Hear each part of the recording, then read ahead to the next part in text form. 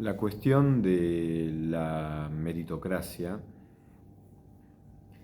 obviamente que demanda esclarecer qué es un mérito. El mérito siempre está asociado a haber cumplido ciertas condiciones sin las cuales no se obtiene cierto logro.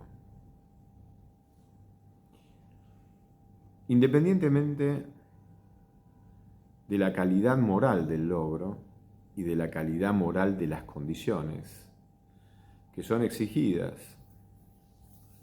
de manera que sin el cumplimiento de esas condiciones no se puede conquistar ese logro. Ahora, cumplir las condiciones y ser capaz de cumplirlas para poder conquistar ese logro también depende de las condiciones de quien acepta las condiciones uniformes que son exigidas para ese logro. Con lo cual, en la diversidad que se da entre las personas, en la diversidad de facultades más agraciadas o no, más desarrolladas o no, en la diversidad de talentos, en la diversidad de disposiciones anímicas, en la diversidad de disposiciones abstractas, lógicas, en toda esa diversidad que se da en cada una de las personas, es imposible asegurar una equidad, a no ser que la equidad se sostenga por la decisión de la persona en particular que asume, acepta las condiciones exigidas en función de las cuales quiere conquistar ese logro. Ese logro y esas condiciones también están implicando cierta autoridad que decide que esas sean las condiciones y no otras, y que decide que ese logro sea valorable por encima de otros logros. Con lo cual también lo que queda para evaluar es la legitimidad de esa autoridad. Pero a su vez el criterio de legitimidad de una autoridad depende de cierta valoración, de cierto trasfondo de valores.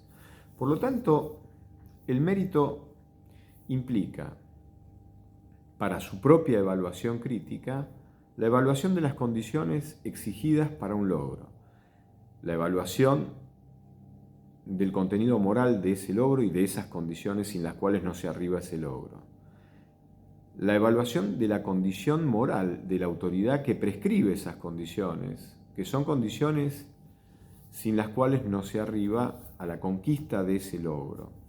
Y a su vez, la decisión personal de asumir todo eso.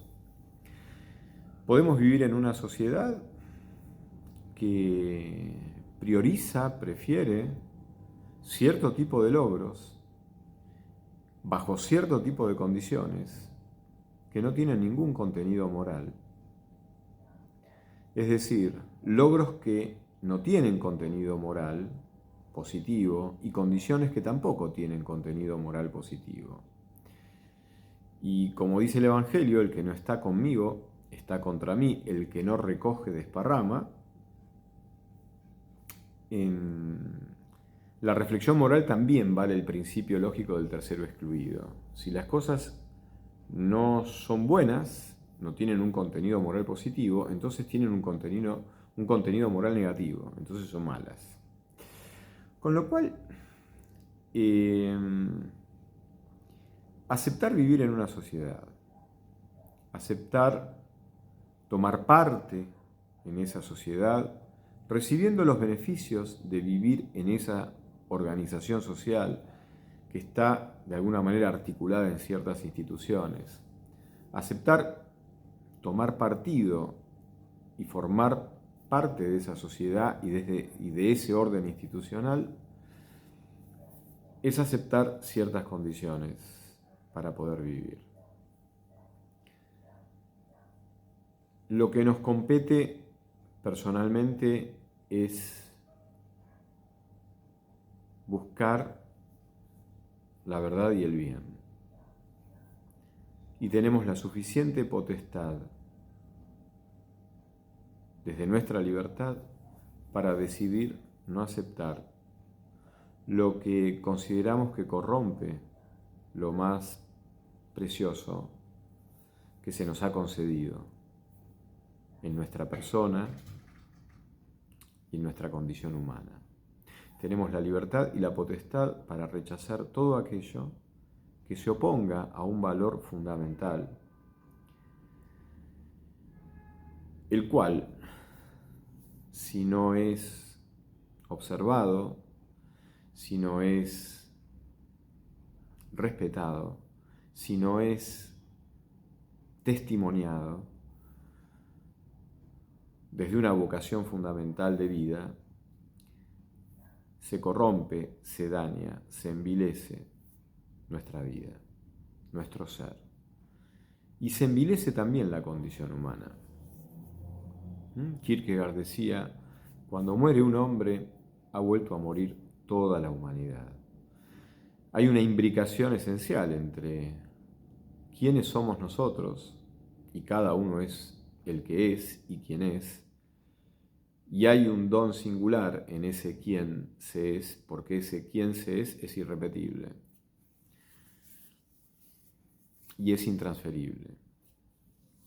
Pero en esa intransferibilidad y en esa irrepetibilidad del don único y precioso y personal que se nos ha concedido a cada uno, de modo tal de que gracias a ese don, cada uno es únicamente quien es, no pudiendo ser otro ese quien, desde ese don recibido tenemos una implicancia y un compromiso con la condición humana que compartimos con todos los quién, con todas las personas.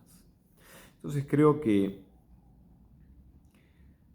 lo fundamental es conocer cuáles son esos valores que nos constituyen esencialmente desde nuestra disposición humana, desde nuestra libertad personal, capaz de comprender, capaz de decidir, capaz de asumir riesgos, capaz de elegir cómo recibir la vida y cómo testimoniarla. ¿Y cómo testimoniarla para quién? Capaz de elegir el modo de vivir de modo tal de que en ese modo elegido se testimonie desde una profunda buena fe lo mejor que lo humano puede testimoniar y puede elegir, honrando su propia condición, agradeciendo el don recibido y ofreciéndolo a quien se quiera mirar en ese testimonio.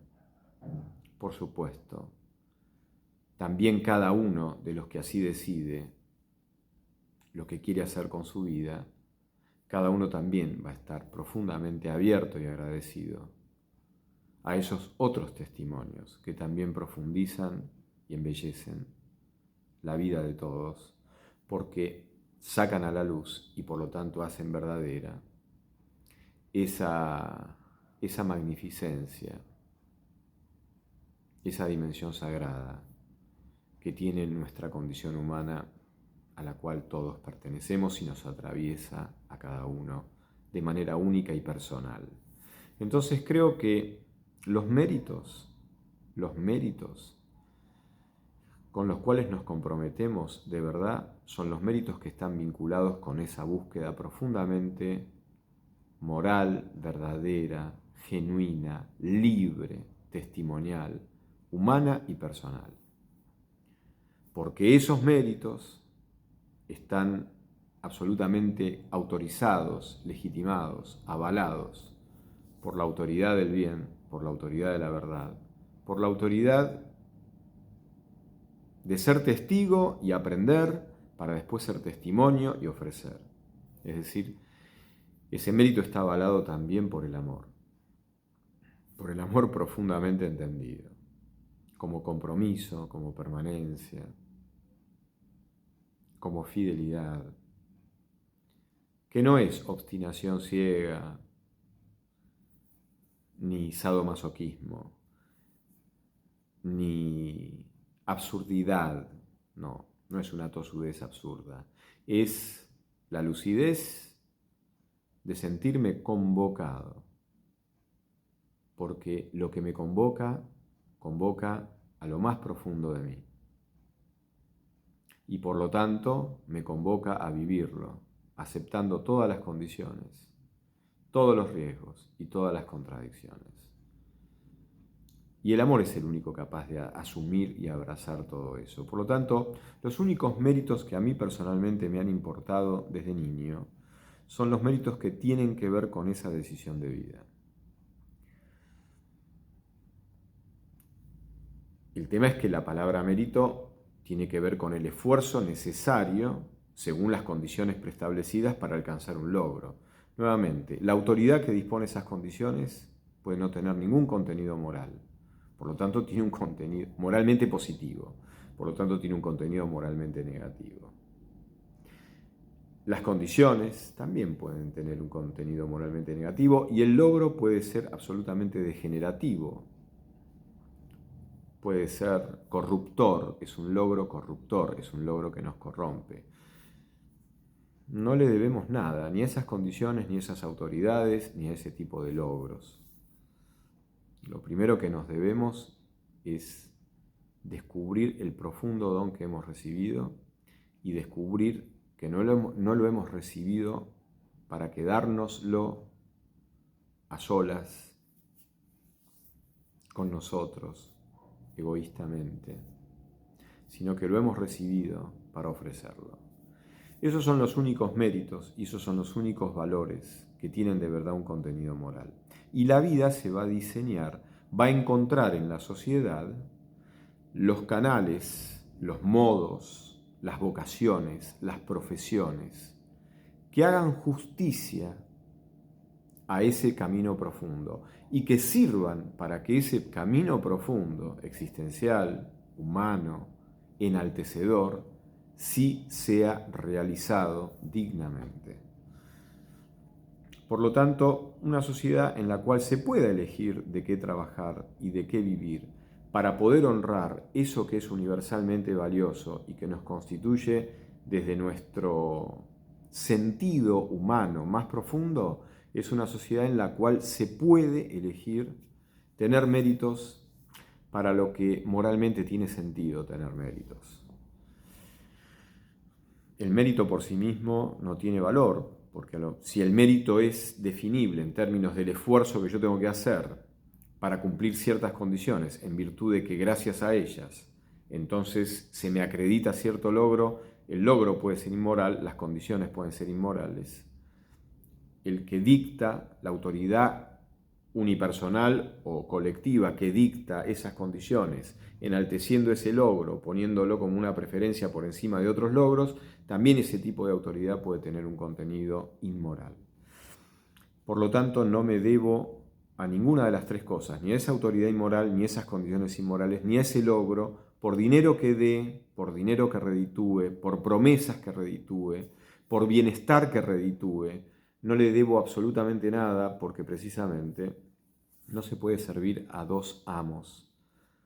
Se amará a uno y se aborrecerá al otro. No se puede servir a Dios y al dinero. Por lo tanto, es un poco teológica esta reflexión filosófica, pero no hay ninguna contradicción en eso, ni tampoco hay una contradicción en mí porque he sido profesor de teología en más de una institución.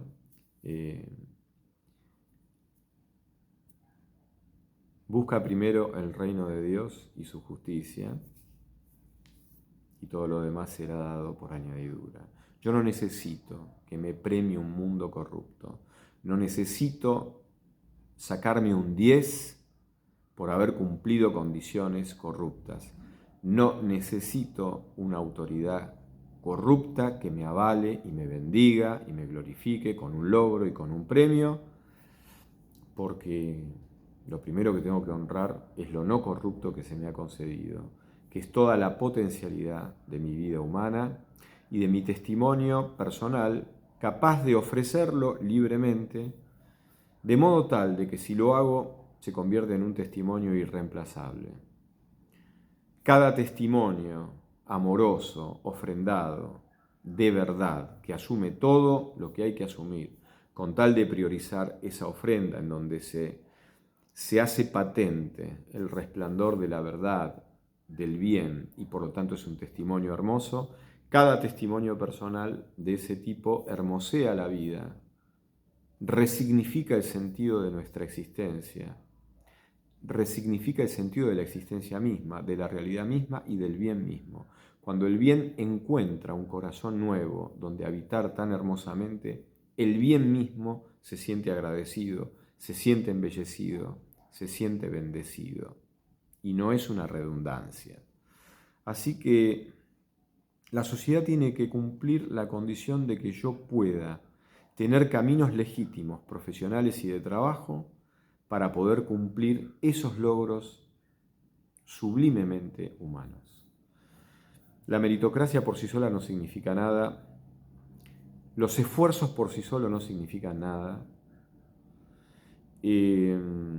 porque no hay que confundir la cantidad de esfuerzo, la obediencia a las condiciones exigidas para tal esfuerzo en función del logro y del premio a obtener gracias a esos méritos. No hay que confundir todo eso con lo que de verdad es bueno y me compromete y me enaltece.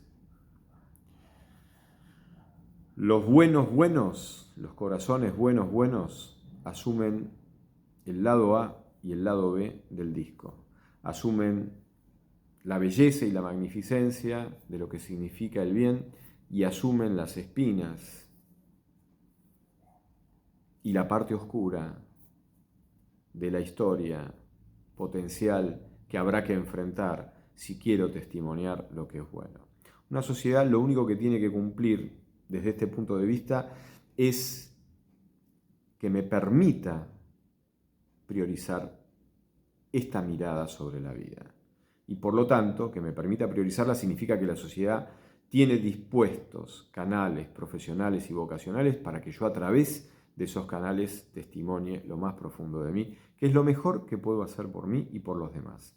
Y es lo mejor que puedo hacer por la vida y es la mejor manera de a su vez yo agradecerle a la vida, estar presente en la vida. Así que la meritocracia por sí sola no significa nada especialmente bueno ni nada especialmente malo, porque la autoridad que dispone las condiciones y el tipo de logro, desde el contenido moral que haya, positivamente o no, definen si esos méritos están al servicio de la perversión o están al servicio de nuestra humanización. Hasta pronto.